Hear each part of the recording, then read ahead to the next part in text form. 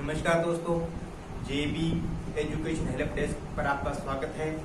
मैं पवन मेघवंशी आज आपके लिए लेकर आया हूँ एक नई वीडियो, जिसके अंतर्गत आज अपने बात करेंगे नई शिक्षा नीति 2020 के बारे में। इस शिक्षा नीति के अंतर्गत क्या क्या बदलाव होने वाले हैं शिक्षा के क्षेत्र में, क्या लाभ होंगे या क्या आपके लिए कुछ चुनौतियां लेकर आई है, इन सब के बारे में अपने इस वीडियो के अंदर बात करेंगे। तो प्लीज वीडियो को पूरा देखना ताकि नई शिक्षा नीति से जुड़ी हुई प्रत्येक मुख्य बात को आप समझ सको। तो आपको पता होना चाहिए कि जो नई शिक्षा नीति है, इससे पहले जो अपनी शिक्षा नीति आई थी वो 1986 के अंदर लागू हुई थी। उसके बाद में लगभग 34 वर्ष के लंबे अंतराल के बाद में एक नई शिक्षा नीति लागू हुई है। इस शिक्षा नीति के बारे में अगर अपनी बात करें तो ये शिक्षा नीति हमारे इसरो के पूर्व चेयरमैन के कस्तूरी रंगन की अध्यक्षता में एक कमेटी का गठन हुआ था, जिसने इस पूरे ड्राफ्ट को तैयार किया है। तो उसकी जो मुख्य बातें हैं उन सब के बारे में आज अपनी बात करेंगे। तो एक लेटर लिखा गया था कस्तूरी रंगन के द्वारा, उसके बारे में अपने थोड़ा बता देता हूँ आपको पढ़कर कि हमने एक ऐसी नीति निर्मित करने की कोशिश की है जो हमारी समझ में शैक्षिक परिदृश्य को परिवर्तित कर देगी, ताकि हम युवाओं को वर्तमान और भावी चुनौतियों का सामना करने के लिए तैयार कर सकें। यानी कि कहने का अर्थ ये है कि ऐसे कुछ नए आयाम स्थापित करने की कोशिश की गई है शिक्षा नीति के अंतर्गत, ताकि प्रत्येक युवा को जो आने वाले भविष्य के अंदर आने वाली चुनौतियां हैं उनका सामना करने के लिए सक्षम बनाया जा सके। यह एक ऐसी यात्रा रही है जिसमें हर सदस्य ने व्यक्तिगत और सामूहिक रूप से हमारे देश के व्यापक शैक्षिक परिदृश्य के विभिन्न आयामों को शामिल करने की कोशिश की है। यह नीति सभी की पहुंच, क्षमता, गुणवत्ता, वहनीयता एवं जवाबदेही जैसे मार्गदर्शी उद्देश्यों पर आधारित है। यानी कि इस नीति के अंतर्गत उन सभी बातों का ध्यान रखा गया है जिसमें प्रत्येक व्यक्ति, प्रत्येक छात्र या प्रत्येक शिक्षक, प्रत्येक व्यक्ति उसके अंतर्गत लाभ मिल सके, ऐसी कोशिश इसके अंतर्गत की गई है। और इसके अलावा इसके अंदर जो शिक्षा के अंदर गुणवत्ता चाहिए, गुणवत्ता पर विशेष जोर दिया गया है। तो ये जो एक लेटर लिखा गया था के कस्तूरी रंगन के द्वारा, उसके कुछ मुख्य अंश थे। अब अपने बात करते हैं उसकी कुछ मुख्य जो बातें हैं कि इसके अंदर क्या बदलाव हुआ है, उसके बारे में अपने बात कर लेते हैं। तो पहले अपने बात करते हैं इसके कुछ पर्सन वैसे भी आपको काम आने वाले हैं कि इसकी स्थापना किसने की, ठीक है। तो उसके बारे में थोड़ा आपको बता देता हूँ। तो इसका जो ऐलान हुआ है वो हुआ है प्रधानमंत्री नरेंद्र मोदी जी के द्वारा, ठीक है। 29 जुलाई 2020 को इसको मंजूरी मिली है कैबिनेट के द्वारा। उसके बाद में यह नीति राष्ट्रीय शिक्षा नीति 1986 का स्थान लेगी। यानी कि आपको पता होना चाहिए कि इससे पहले जो शिक्षा नीति चल रही थी अपने 1986 के अंदर लागू हुई थी, उसके बाद में कोई भी नई शिक्षा नीति लागू नहीं हुई। हाँ, ये बात अलग है कि 1986 की जो शिक्षा नीति थी उसके अंदर थोड़ा बहुत बदलाव हुआ था, लेकिन नई शिक्षा नीति लागू नहीं हुई थी। अब 34 वर्षों के लंबे अंतराल के बाद, बहुत प्रयासों के बाद एक नई शिक्षा नीति लागू हुई है 2020 के अंदर। और इसरो के पूर्व चीफ की कस्तूरी रंगन की अध्यक्षता वाले पैनल ने तैयार किया मसौदा, यानी कि इसका जो पूरा ड्राफ्ट है वो किसके द्वारा तैयार किया गया था। एक कमेटी का निर्माण हुआ जिसके अध्यक्ष कौन थे, जो चीफ थे इसरो के कस्तूरी रंगन, उनकी अध्यक्षता में जो कमेटी थी उन्होंने इसका पूरा ड्राफ्ट तैयार किया है। मानव संसाधन विकास मंत्रालय का नाम बदलकर कर दिया शिक्षा मंत्रालय। जो मानव विकास संसाधन मंत्रालय है उसका नाम अब चेंज हो गया है, शिक्षा मंत्रालय के नाम से उसको जाना जाएगा। आपको पता होना चाहिए कि इससे पहले 1985 के अंदर जो नाम रखा गया था मानव विकास संसाधन मंत्रालय, उसका पूर्व नाम था शिक्षा मंत्रालय, लेकिन राजीव गांधी सरकार ने 1985 के अंदर इसका नाम मानव विकास संसाधन मंत्रालय रखा था, जिसका अब वापस नाम क्या कर दिया गया है, शिक्षा मंत्रालय कर दिया गया है। दूसरी बात, इसकी मुख्य बात क्या है कि देश में उच्च शिक्षा के लिए एक ही नियामक होगा, यानी कि रेगुलेटर एक ही होगा। जो उच्च शिक्षा होगी उसको कंट्रोल करने के लिए एक ही संस्था कार्य करेगी। ऐसा नहीं है कि प्रत्येक स्टेट के अंदर अलग होगी। जो सिस्टम अब चल रहा है वो सारा सिस्टम बदल जाएगा और उच्च शिक्षा के लिए जो रेगुलेशन का काम करेगी एक संस्था करेगी राष्ट्रीय स्तर पर, यानी कि एक राष्ट्र एक शिक्षा की प्रणाली लागू हो जाएगी। उसके बाद अपने बात करते हैं मातृभाषा को बढ़ावा दिया जाएगा, यानी कि कक्षा 1 से लेकर 5 तक जो भी पढ़ाई होगी उसमें मातृभाषा को बढ़ावा दिया जाएगा। जो भी उस क्षेत्र की क्षेत्रीय भाषा या मातृभाषा होगी उस भाषा के अंदर बच्चों को पढ़ाया जाएगा, ताकि बच्चों को अच्छे से समझ आ सके। कि 5वीं कक्षा तक मातृभाषा में शिक्षा का प्रावधान कर दिया गया है और विद्यार्थियों को स्कूल के सभी स्तरों और उच्च शिक्षा में संस्कृत को एक विकल्प के रूप में चुनने का अवसर दिया जाएगा, यानी कि हायर एजुकेशन तक संस्कृत लैंग्वेज को एक ऑप्शन के रूप में रखा गया है कि जो चाहे तो उसको अपने ऑप्शन के रूप में ले सकता है। उसके बाद में पाली या फारसी और प्राकृतिक भाषा को बढ़ावा देने के लिए राष्ट्रीय संस्थान, राष्ट्रीय अनुवाद और व्याख्यान संस्थान की स्थापना की जाएगी। उसके बाद में 2030 तक स्कूली शिक्षा में 100% सकल नामांकन अनुपात, 2030 तक जो 100% सकल नामांकन अनुपात का जो रखा गया है अपने सिस्टम, उसके अंतर्गत क्या होगा, इसका अर्थ ये है कि जितने भी बच्चे हैं, मान लेते हैं एक गांव के अंदर अगर 500 बच्चे हैं तो उन 500 का एडमिशन स्कूल के अंदर होना चाहिए। ये होता है 100% सकल नामांकन अनुपात, जिसको अपने कहते हैं GER, यानी कि ग्रोस एनरोलमेंट। नेक्स्ट जो अपने बात करेंगे वो है कि 2030 तक स्कूली शिक्षा में 100% सकल नामांकन अनुपात।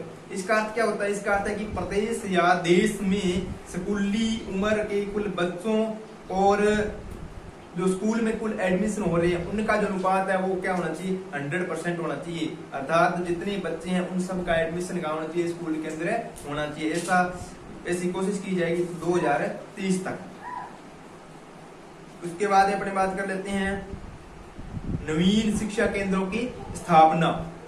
शिक्षा से दूर रहे 2 करोड़ बच्चों को दोबारा मुख्य धारा में शामिल करने की योजना और स्कूल के बुनियादी ढांचे का विकास और नवीन शिक्षा केंद्रों की स्थापना पर जोर, यानी कि जो बच्चे शिक्षा से वंचित रह रहे हैं उनको मुख्य धारा में लाने के लिए नवीन शिक्षा केंद्रों की स्थापना की जाएगी। ये मुख्य बात, सबसे मुख्य बात ये देखो, मुख्य पॉइंट ये है कि स्कूल पाठ्यक्रम में बदलाव किया जाएगा।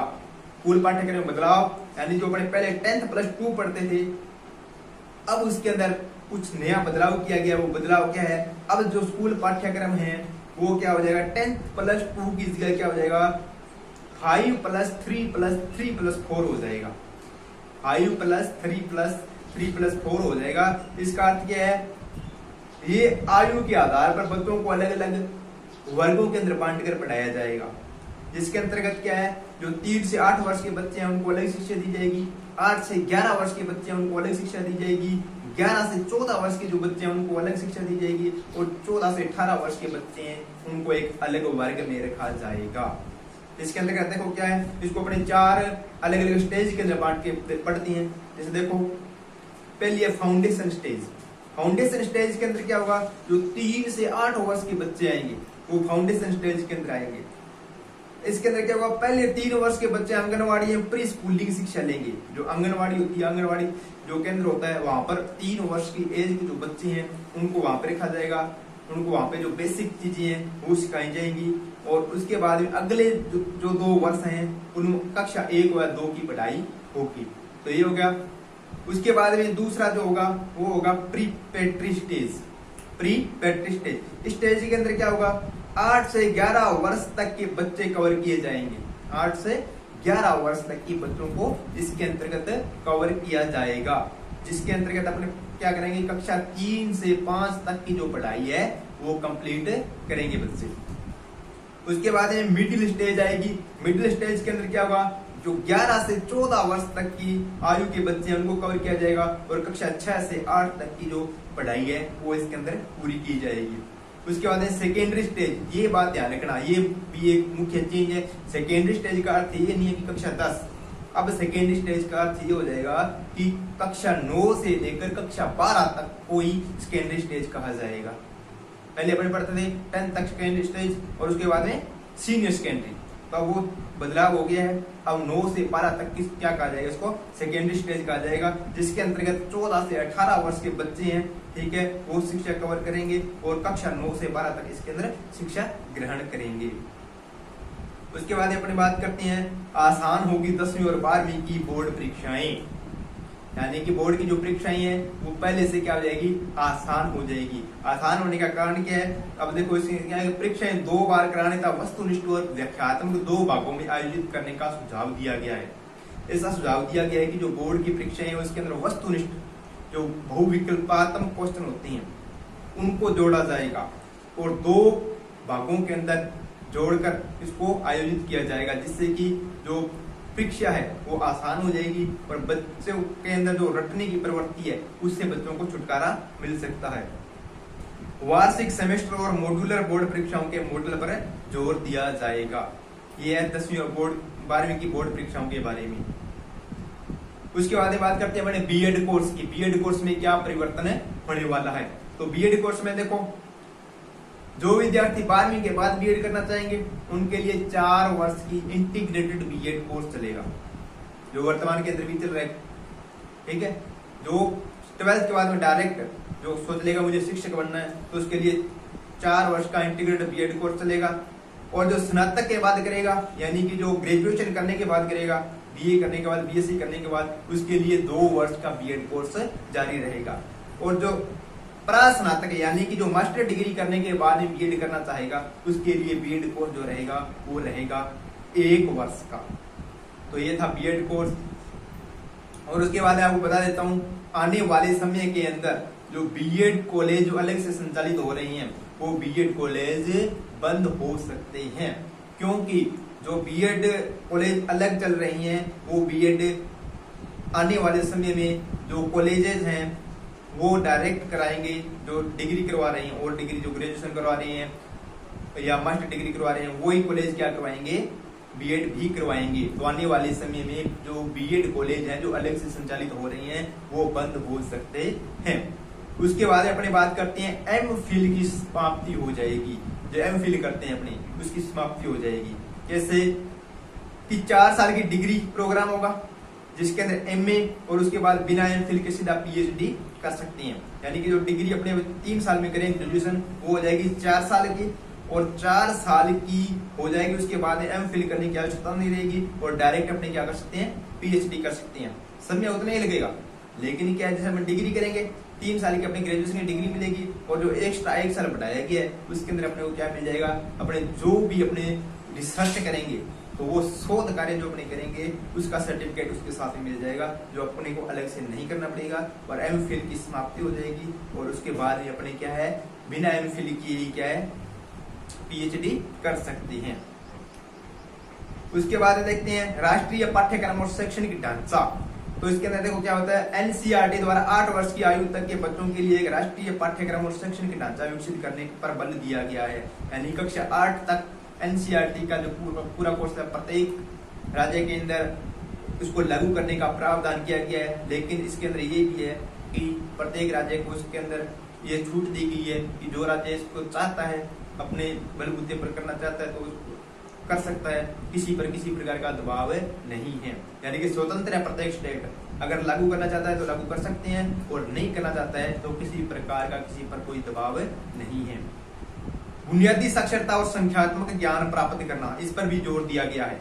बुनियादी साक्षरता और संख्यात्मक ज्ञान प्राप्त करना, यानी कि जो कक्षा 1 से लेकर 3 तक जो बच्चे हैं उनको बुनियादी साक्षरता, यानी कि जो बच्चे हैं कक्षा 3 तक उनको पढ़ना लिखना आना चाहिए, इस प्रकार के प्रयास किए जाएंगे। और जो गणितीय संख्याएं, संख्यात्मक ज्ञान का ये हो गया कि जो जोड़ है, घटाव है, इस प्रकार की जो गणित प्रक्रियाएं हैं उनसे जोड़कर उनको ये चीजें सिखाई जाए कक्षा 3 तक, इसका प्रयास किया जाएगा। उसके बाद स्कूल के पाठ्यक्रम और अध्यापन कला में सुधार करने का प्रावधान किया गया है। ठीक है, 21वीं सदी के प्रमुख कौशल और व्यवहारिक जानकारियों से विद्यार्थियों का समग्र विकास, विद्यार्थियों के पसंदीदा विषय चुनने के लिए विकल्प दिए जाएंगे। कला एवं विज्ञान के बीच पाठ्यक्रम व पाठ्येतर गतिविधियों के बीच और व्यवसायिक एवं शैक्षणिक विषयों के बीच सख्त रूप से कोई भिन्नता नहीं होगी। यानी कि अब इसके अंदर ये भी प्रावधान किया गया है कि इसके अंदर कोई भी विषय, कोई भी संकाय अलग नहीं रहेगा। जो व्यक्ति, जो स्टूडेंट जो आर्ट्स के सब्जेक्ट पढ़ना चाहता है वो साइंस के भी पढ़ सकता है, और जो साइंस के पढ़ना चाहता है वो आर्ट के भी पढ़ सकता है। तो उसके अंदर किसी प्रकार की कोई भिन्नता नहीं रखी जाएगी। जो स्टूडेंट जिसके अंदर अपनी इच्छा रखता है, इच्छा अनुसार कोई भी विषय को चूज कर सकता है। उसके बाद में इस नीति में कस्तूरबा गांधी बालिका विद्यालय का विस्तार 12वीं तक करने का सुझाव दिया गया है। जो कस्तूरबा गांधी विद्यालय चल रहे थे उनको 12th क्लास तक आगे क्रमोन्नत करने का प्रावधान इस नीति के अंतर्गत किया गया है।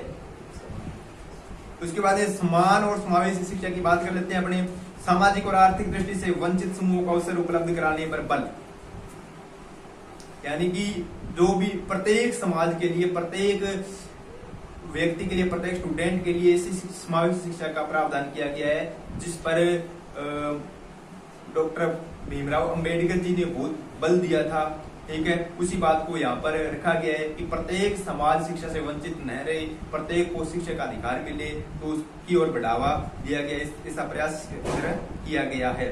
दिव्यांग बच्चों के बुनियादी चरण को लेकर उच्च शिक्षा तक की नियमित शिक्षा प्रक्रिया में पूरी तरह से भाग लेने में सक्षम बनाया जाएगा। जो दिव्यांग है, ठीक है, उनको लिए भी उच्च शिक्षा तक प्रावधान किया गया है। उसके बाद मुख्य बात है शिक्षक भर्ती की। अपने शिक्षक भर्ती पर इसका क्या प्रभाव पड़ेगा, इसके बारे में बात करते हैं। तो इसके अंदर क्या किया गया, प्रभावकारी शिक्षक भर्ती और स्कूल प्रशासन के बारे में बताया गया है कि प्रभावकारी और पारदर्शी प्रक्रियाओं द्वारा शिक्षक भर्ती करवाई जाएगी। यानी कि जो इसके अंदर किसी प्रकार की कोई भ्रष्टाचार से मुक्ति दिलाने की कोशिश की जाएगी।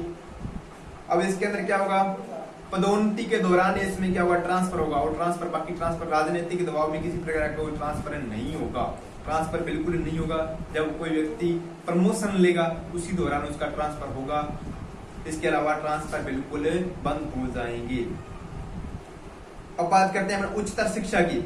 उच्चतर शिक्षा की बात करें तो सकल नामांकन अनुपात को 2035 तक बढ़ाकर 50% करने का लक्ष्य रखा गया है। जो वर्तमान में 2018 तक कितना था, 26.3 था। और अंडर ग्रेजुएट शिक्षा के कोर्स को 3 वर्ष की जगह 4 वर्ष का किया गया है। इसके अंदर 4 वर्ष का करने का एक बहुत बढ़िया सिस्टम दिया सरकार ने।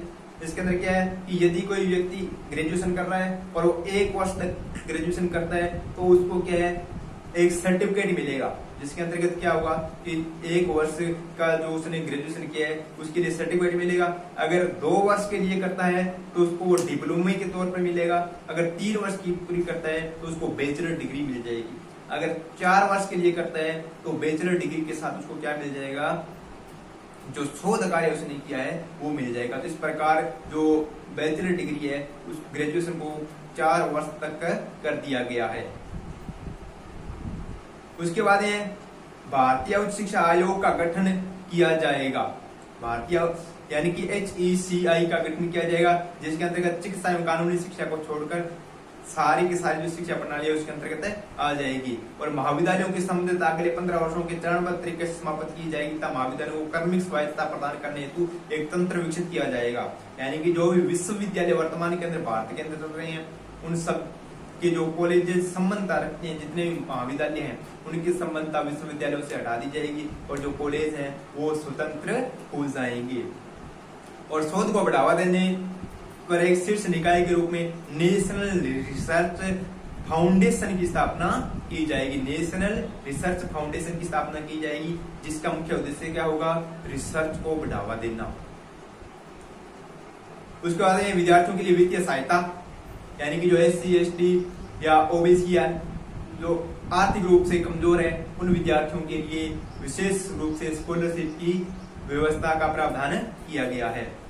उसके बाद ऑनलाइन शिक्षा और डिजिटल शिक्षा को बढ़ावा दिया जाएगा। उसके बाद प्रौढ़ शिक्षा की अपनी बात करते हैं तो वर्ष 2030 तक 100% युवा और प्रौढ़ साक्षरता की प्राप्ति का लक्ष्य इसके अंतर्गत रखा गया है और शिक्षा का वित्त पोषण किया गया है। यानी कि वर्तमान के अंदर अपने देखें तो जीडीपी का लगभग 4.43% खर्च किया जाता है शिक्षा पर और आने वाले समय में क्या किया जाएगा, इसको बढ़ाकर 6% तक किया जाएगा। उसके बाद डिजिटल शिक्षा को बढ़ावा देने के लिए क्या है, नेशनल एजुकेशनल टेक्नोलॉजी फोरम यानी कि NETF का गठन किया जाएगा। इससे क्या शिक्षण प्रशिक्षण के साथ अध्यापन हुआ है, आकलन में तकनीक अहम हिस्सा बनेगी और क्षेत्रीय भाषाओं में अध्ययन के लिए ई अध्यापन सामग्री है वो क्षेत्रीय भाषाओं के आधार पर दी जाएगी। वर्तमान के अंदर ये क्या है, 2 लैंग्वेज के अंदर मिलती है अपने को, हिंदी और इंग्लिश, लेकिन आने वाले समय में क्या है, जो क्षेत्रीय भाषाएं हैं उनके अंदर भी जो ई लर्निंग जो सामग्री है वो अपने को अवेलेबल हो जाएगी।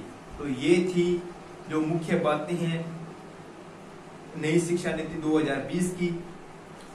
मैंने पूरी कोशिश की है इस शिक्षा नीति की जो मुख्य बातें हैं उनको बताने की।